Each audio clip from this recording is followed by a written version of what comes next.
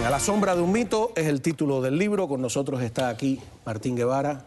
Bienvenido. Hola, ¿qué tal? Muchas gracias, Cabo.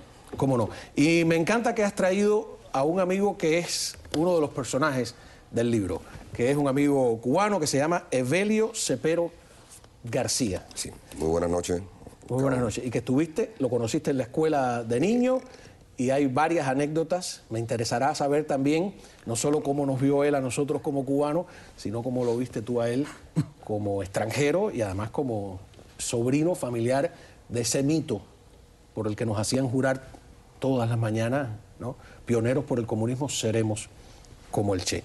Mi primera pregunta, Martín, es, vamos a poner algunas fotos de cómo lucías tú cuando llegas, ¿no? Sí. Estas fotos estás en el balcón, me da la impresión a mí, del Hotel Habana Hilton, ya llamado en ese instante Habana Libre, ¿no? Y estás con un uniforme de la escuela Olo Pantoja, ¿se llamaba? No, esa era ya de la beca al campo. Esa es más adelante, lo para flaquito y tal. Porque pasaste con 12 años en la beca. Sí, sí, porque veía que tenía la corbata. Mi primera pregunta, que me llama la atención del libro. ¿Tú no sabías que eras sobrino del Che? ¿Te enteraste el primer día que llegaste a La Habana? El día que llegué a La Habana. El tema es que, claro, Argentina... 10, 11 años, ¿cómo es eso? 10 años. ¿Por qué? 10 años. ¿Por qué te lo escondieron? Bueno, porque en Argentina, Latinoamérica estaba convulsa. El Che había sido un personaje muy escorado hacia una forma de plantear las cosas, ¿no? Y entonces en Argentina se alternaban periodos democráticos con dictadura suave, light, al lado de la que vino en el 76. Pero entonces tampoco era cuestión de que estuviésemos, aunque sabían que éramos Guevara. También estábamos cubiertos porque la familia Guevara en Argentina es una familia muy tradicional, la Guevara Lynch y la Guevara de la Serna, pero evitar que anduviésemos por ahí. Es muy gracioso porque tú creías que, o sea, te dicen el hermano mayor de tu hermano, de tu papá, no sé, tu papá es hermano del Che, y tú decías, pero no. ¿Tú creías que el hermano mayor era otro? Sí, era Roberto, era Celia en ese caso. ¿Y tu abuelo quería que tú le llamaras Tío Ernesto? Tío Ernesto. Mi abuelo fue un seductor toda la vida. Mi abuelo es un personaje pintoresco del siglo. Nace en el 1900 y muere con 87 años, pero es el tipo más encantador que había. Y bueno, claro, él tuvo 3 hijos más a los 70, 74 y 76 años, tuvo 3 hijos más.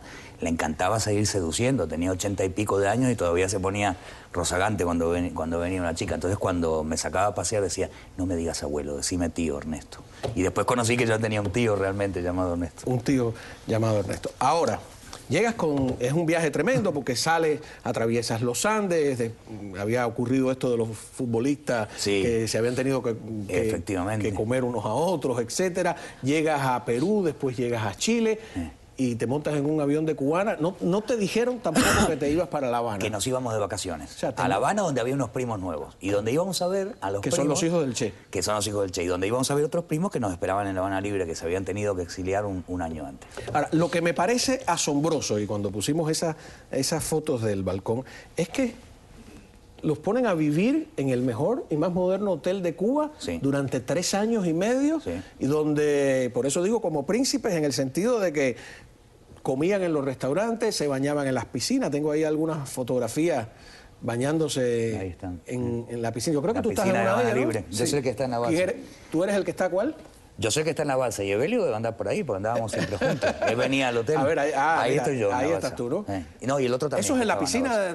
¿Metían balsas en la piscina? Sí, metíamos balsas en la piscina. La gente que venía, que se casaba, y les daban por casarse el permiso para sacar un par de noches en la habitación, tenía que aguantar nuestras majaderías, y la balsa, y los remos, y la gritería. ¿Y comían en cualquiera de los restaurantes del hotel? En todos los restaurantes teníamos un crédito de 120 pesos, una asignación de 120 pesos más el crédito de comer donde nos daba la gana. O sea, el 120 pesos era parte de comías y firmabas nada más y ya. Ibas a comprar los cigarros y firmabas, y también en la perfumería el perfume y firmabas. Porque hay una anécdota de tú haces que vas a buscar un jabón más oloroso. Más oloroso, la primera anécdota. Y me entiendo, fue la primera, me dice una palabra que yo digo, ¿y esto de cosa es? Tu primer choque con la dicción cubana. Los cubanos no sabemos que nos comemos las R's intermedias, ¿no? No nos hemos enterado todavía, ¿no? Atat de cel.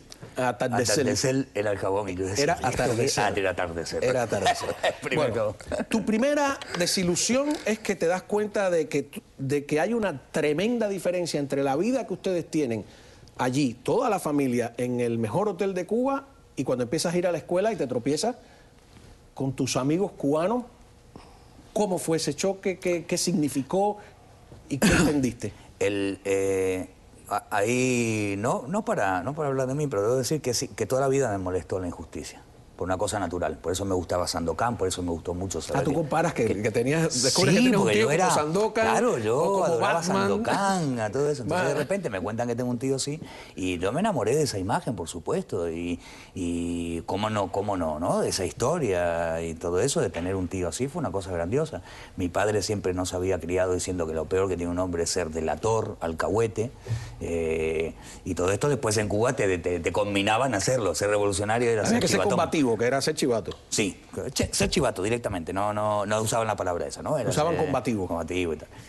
Pero entonces, bueno, cuando yo paso primero un par de meses, que estábamos de vacaciones y tal, yo esperaba todo el tiempo la hora de irme, porque estaba muy bien en La Habana Libre, pero cuando yo salía a la calle era todo quico plástico, pantalones rusos, no había nada, era tremendo. La forma de vestirse de los que estaban en el hotel y los que estaban fuera era diametralmente distinta, ¿no? Diametralmente distinta. Cuba, que es un país... ¿Tú yo notaste en ese año 73 pobreza?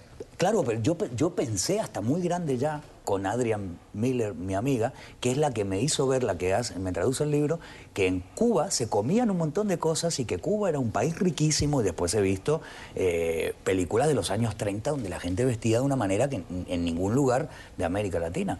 Yo pensaba que era una cosa tradicionalmente chea que tenía, de ponerse esos quicoplásticos, esos zapatos, esos pantalones chinos, esas Hay camisas, gente que dice, no, porque los cubanos con la tienen mano haciendo así. como si fuera una tradición la miseria. Como si fuera una tradición la miseria. Para ti, hay una anécdota que él cuenta. Llega argentino, te enteras enseguida que es sobrino del Che cuando llega a la escuela. Todo el mundo se enteró que era sobrino del Che, pero no creo que lo miráramos como, por lo menos yo no lo miraba como el sobrino del Che, claro, lo miraba como algo diferente que había llegado a la escuela. Él cuenta que él lleva unos sándwiches que se saca de La Habana Libre para repartir entre los amigos. Yeah. ¿Y qué pasó? Imagínate, cuando llegaba con los sándwiches... Sándwiches de jamón, cuando no había jamón. No había jamón. Ya había gente que me imagino que no conocía el jamón, o sea, que no...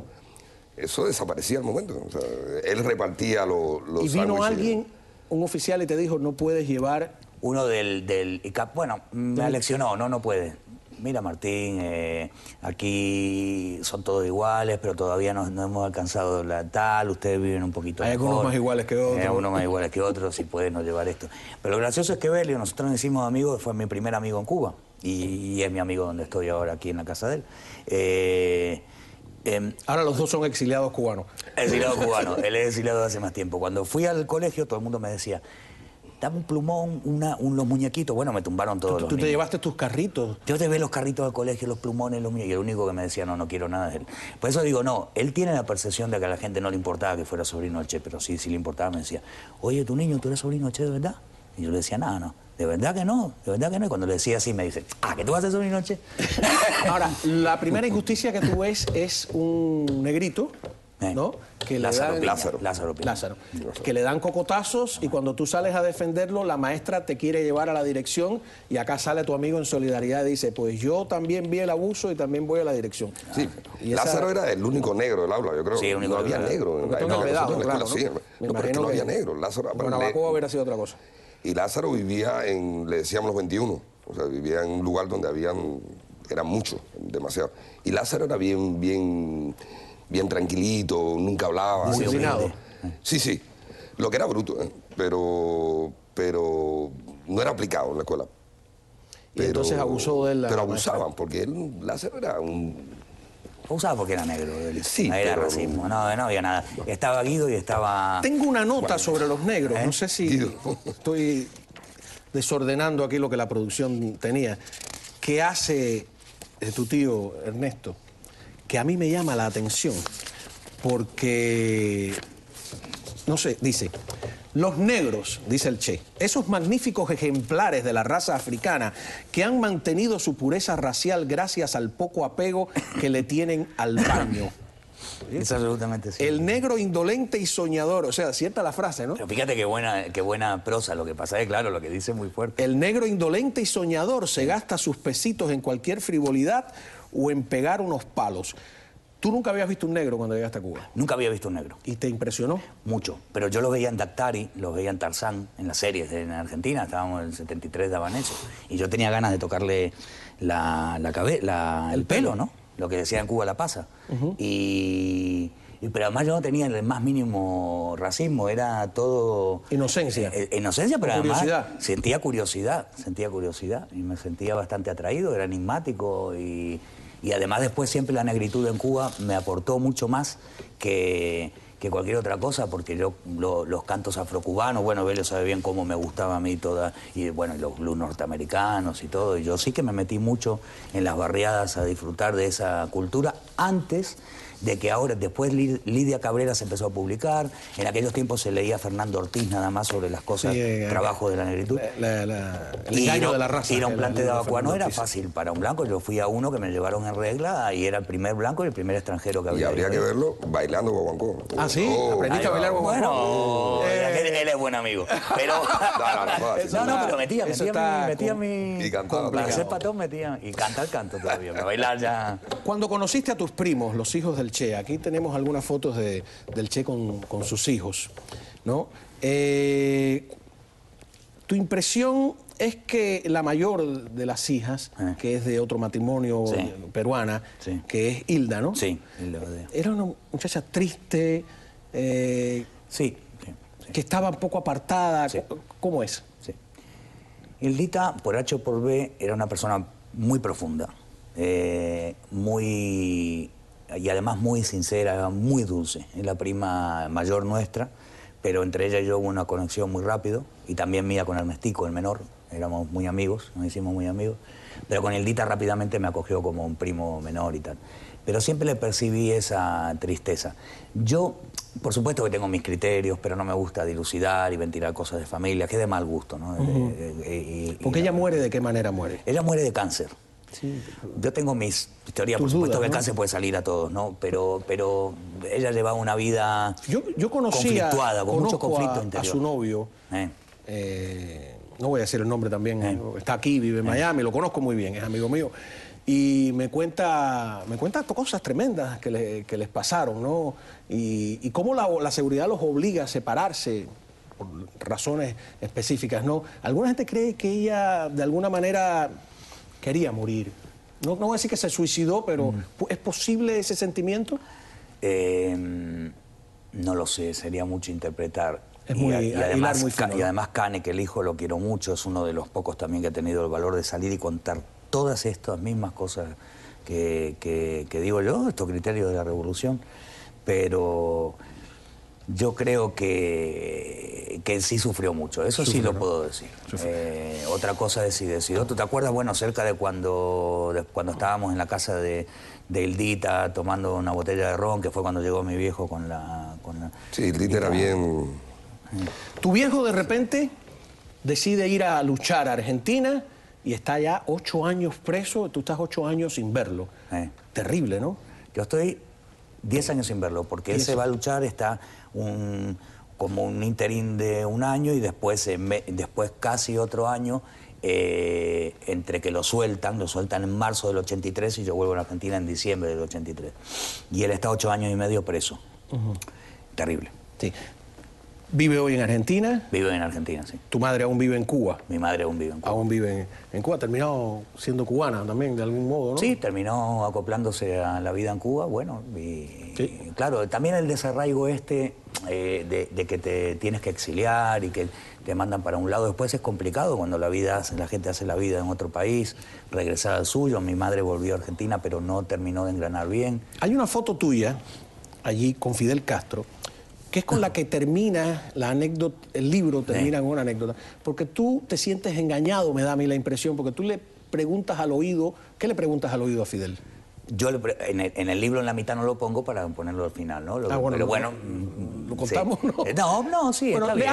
Vamos a dejarlo ahí, le Está haces bien. una pregunta a Fidel pregunta. Castro y Fidel te engaña. Y Fidel me engaña. Ajá, eso está al final del libro, Y hay además que leerse el libro. Lo pongo como metáfora del gran engaño de la a revolución. todos. Porque Fidel hizo eso mismo con todos.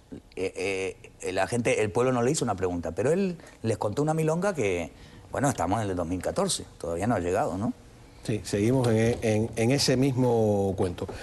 ¿Tu padre fue preso político? Sí, mi padre fue preso. O sea, que qué curioso, ¿no? De algún modo, claro, los dos son hijos de presos políticos en circunstancias distintas. Bueno, yo soy, según mi padre, o sea, soy fabricado en la cárcel. Yo nací en el 61, mi padre cayó preso en el 60, tuvo 14 años. Y yo soy un producto de la cabaña. O sea, ¿Cómo?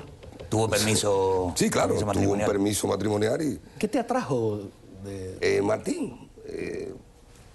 Porque tú eres hijo de un preso político, el hijo del Che, fusilado en la No, pero era un cabaña. muchacho, teníamos 10 años en ese momento. Cuando teníamos 10 años no veíamos las cosas de esa manera. O sea, ahí están diciendo que el príncipe, yo era como el mendigo, le iba a mi casa como el huevo. Oye, dame un huevo frito a mi mamá. Dame una lata de leche ¿Te gustaba condensada. el huevo frito? Yo quería Claro. lata de leche condensada y huevo frito, yo tenía todo. Y en cambio yo iba a La Habana Libre y me sentaba en el mezanín a comer con él y comía pollo, comía carne, comía bistec, o sea... Era un buen negocio. Era un buen negocio. Teníamos... Qué bien. No, Oye, pero él era el único que nunca me pidió nada, por eso nos hicimos amigos, creo que te quería decir. Todo el mundo ramblaba, dame plumones, dame tal, y cuando yo le quise dar a él me dijo, no, bro, no. Y además me dijo, oye, y le dijo a la gente, oye, Gaero, está bueno ya de pedirle a... No, no le Pelea pedían, guapo. le robaban. la violencia que descubriste del cubano, la primera vez que ves... Tienes que pelearte, fajarte a piñazos. Sí, tú sí, sí, vienes eso era de una sociedad... Una sociedad donde, bueno, sí, si tú eras muy futbolero y muy de la villa, muy tal, puede ser que fueses un tipo, o mi primo Robertón, por ejemplo, que era fajador, pero no era una cosa normal. En Belío, por ejemplo, tú querías ver una bronca a las 4:20 y ahí tenías un ejemplar. Te lo te peleabas encontrabas todos los días. metiéndole Todos los días galletas. en la comunidad hebrea ahí nos fajamos. todos. Sí, se pagaba. Muy Pero bueno, violenta, pero ¿te eso pareció era la- porque él era muy... Eso es lo que me gustaba, era muy de lo de la justicia, cuando veía una como lo de Lázaro, como lo de tal. Pero lo que veía mucho era esa cosa machista y esa cosa de exacerbar la violencia, los golpes, la violencia, la hombría. Y tenía que ver con la revolución y tenía que ver con la virilidad. Hay una frase que tú dices aquí, que los cubanos tenían necesidad de demostrar un valor mucho más a pie de calle, Sí. la virilidad inagotable, además, frente a la mujer, y que esa es una de las mayores fuentes de homosexualidad de la isla. Totalmente. ¿Tú crees Bueno, que...? es un criterio, claro. No, pero está curioso. Sí, sí. ¿No? Es cómo nos ves. Sí, sí, sí. ¿No? ¿Cómo veo lo que yo veía en La Habana, no? La exacerbación esa de... Exagerada, hay que ver. Exagerada del super mega machismo. Esa necesidad de ser tan macho. Los niños de 10 años diciendo, yo la tengo de tal. Entonces, que era una cosa, mirando Blumen a los 10 años, a ver si se veía un Pero Blumen. tú dices que te volviste adicto a mirar a las niñas. Ah, con el cual, porque bueno, me empezaron a meter en eso. En la escalera en la escalera del No, de Rolando Pantoja. nos Sí. vamos, te tengo otra cosa aquí. Nos vamos a una pausa. Cuando regresemos, tengo unas declaraciones de tu prima que a mí me parecen curiosas sobre la carta que el Che hace de despedida a Fidel Castro. Volvemos con eso y con más aquí en El Espejo.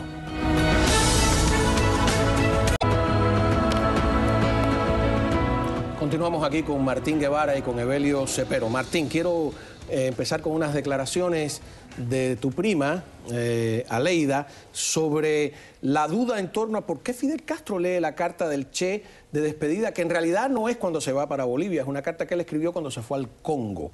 Decidió leerla cuando el Che está en Bolivia. Sí. Vamos a ver qué le responde el Yo Che. estoy hablando con Fidel sobre esto, precisamente. ¿Por qué se tuvo que leer la carta? Él me explica que se estaba formando el Comité Central del Partido Comunista de Cuba y cómo él podría dar los nombres de las personas que quedaban en ese Comité Central sin mencionar a uno de los pilares de la Revolución Cubana. Él tenía que dar una explicación al pueblo cubano y por eso es que se lee la carta ese día. Número uno, no le dijo al Che que iba a leer la carta. Al leer la carta desata una verdadera cacería. Por eso mucha gente cree que lo mandó a matar. ¿Has escuchado esta versión? Sí, bueno, esa versión la he escuchado mucho. Que lo mandó a matar es algo, palabras mayores. Yo creo que Fidel tiene otras maneras de que la gente muera. Desde, como vengo diciendo estos días, desde Fran País o incluso José Antonio Echeverría, pasando por Uber Matos, por Camilo, Ernesto Ochoa y varios otros que quedaron en el camino, que no necesariamente los manda a matar o que queda una duda, Es un tipo muy inteligente. Eso sí que va a haber que estudiarlo. Cómo ser un perfecto maniqueo, un perfecto tipo del poder, una persona que se mantiene, pase lo que pase, siempre arriba, un gato que cae siempre de pie. Bueno, Aliuya piensa eso, yo no me meto, principalmente soy completamente democrático, que es lo que yo les pido a ellos también, que acepten mi forma de pensar, yo el criterio tuyo. ¿El resto de la familia te rechaza? Por ejemplo, ¿ella te habla, te ha retirado la palabra? No, yo siempre me he llevado bien con mis primos, con ¿No te han retirado familia. la palabra? No sabes, no te encuentras con ellos. No lo sé, ni sinceramente, Cao, es el tema, aunque soy un poco más sensible de hablar, porque sí quiero establecer yo durante los años que me fue mal, que fui en cuesta abajo, porque después me costó mucho levantar, y de eso va el libro, ¿no? Ya no solo por política, sino por... Sí, como terminan alcohólico en La Habana. Marginal, alcohólico. No sabes lo que se hablaba de mí. Entonces a mí justamente una cosa que me enseñó es que no me gusta nada ponerme a hablar de los demás. Y sobre todo cuando no están delante. Entonces, en ese sentido soy a la vieja usanza. Sí, yo te tengo que decir algo, te lo digo a ti. Y si no, te llamo por teléfono. Y si no, te mando un mail. Vamos a ir a otra pausa. Regresamos enseguida aquí en El Espejo.